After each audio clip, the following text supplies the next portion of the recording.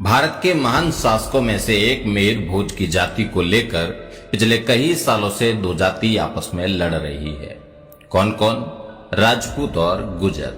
गुर्जर समाज का कहना है कि मिहिर भोज गुर्जर है। उनका यह भी कहना है कि मीर भोज ही नहीं बल्कि पृथ्वीराज चौहान, बप्पा रावल, महाराणा प्रताप भी गुर्जर है। प्रतिहार, चौहान, सोलंकी और परमार जाति के सभी महापुरुषों को वो खुलेआम गुर्जर बता रहे हैं, भले ही उनके वंशज जिंदा बैठे हो। फिर मिहिर भोज राजपूत कैसे? जानते हैं शुरू से। प्रतिहारों का उदय मंडोर से हुआ। मंडोर प्रतिहारों की पहली राजधानी रही। मंडोर के महान शासक राणा कक्कुक के समय के दो शिलालेख मिलते हैं। यह शिलालेख है विक्रम संवत 918 के, और इसमें लिखा है कि राणा कक्कुक ने अपने सचरित्र से मरु, माड, वल, तमणी, अज और गुर्जरात्रा के लोगों का अनुराग प्राप्त किया। मरु का मतलब मरुधर, माड और वल का मतलब जैसलमेर, तमणी का मतलब फलोदी, गुर्जरात्रा का मतलब भीनमाल। ये वही भीनमाल है जहां पर प्रतिहारों ने राज किया। भीनमाल के वत्सराज प्रतिहार द्वारा मुंगेर का युद्ध लड़ा गया था, और ये मुंगेर बिहार में है।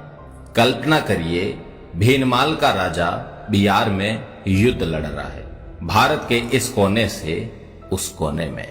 और इसीलिए कई पड़ोसी राज्यों ने अपने शिलालेखों में गुर्जरात्रा के राजा को गुर्जर नरेश लिखा।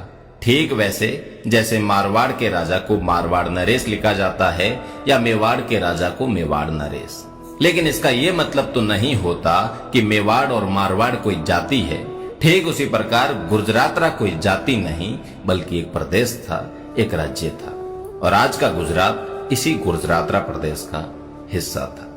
राजस्थान के इतिहास के विद्वान डॉक्टर गौरी शंकर हीराचंद ओझा ने अपनी पुस्तक राजपूताना के इतिहास में लिखा है कि कई विद्वानों ने प्रतिहार, चावड़ा, परमार, चौहान, तंवर, सोलंकी आदि राजपूतों को गुर्जर बताने के लिए कई बड़े बड़े लेख लिख डाले। लेकिन अपनी मनमानी कल्पना की घुड़दौड़ में किसी ने इन बातों का तनिक भी विचार नहीं किया कि प्राचीन शिलालेख इन वंशों के बारे में क्या लिखते हैं, दूसरे समकालीन राजवंश उस विषय में क्या मानते हैं। और ऐसे प्रमाण रहित काल्पनिक कथन जब तक सप्रमाण ये न बता सके कि अमुक राजपूत जाति अमुक समय अमुक गुर्जर वंश से निकली, तब तक ये स्वीकार नहीं किए जाएंगे। कई इतिहासकार ऐसे भी आए जिन्होंने राजपूतों को विदेशी लिख दिया, लेकिन बिना किसी प्रमाण के। रही बात मिहिर भोज की, तो उनकी ग्वालियर प्रशस्ति में कहीं भी गुर्जर शब्द का उल्लेख नहीं। ये जरूर लिखा है कि वो सूर्यवंशी क्षत्रिय है और राम के अनुज, लक्ष्मण के वंशज है। यही पंक्ति मंडोर के घंटियाला शिलालेख के अंदर भी लिखी हुई है। हम ये तो समझ सकते हैं कि मीर भोज हिंदुओं का अभिमान है, लेकिन वो राजपूतों के पूर्वज है, इस बात को कोई नकार नहीं सकता। यदि कोई ये कहे कि मांड गाय की फला जाति के कारण बची, पशुपालन फला जाति के कारण बचा, ये परंपरा फला जाति के कारण रक्षित हो पाई, तो हमें स्वीकार है।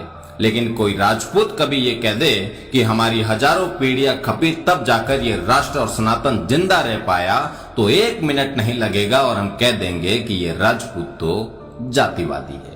हिंदू है ये बात फिर भी पचती है, लेकिन उन पराक्रमी योद्धाओं को किसी और जाति का बताकर वोट लेना कौन सी सियासत है? राजपूत है, उन्हें राजपूत कहने में मौत क्यों आती है? आप राजपूत कहेंगे तो राजपूत गैर हिंदू नहीं हो जाएंगे जिनके वंशज जिंदा बैठे हैं। और ये निर्लज सियासत है कि धड़ाधड़ उन महापुरुषों को दूसरी जाति का घोषित कर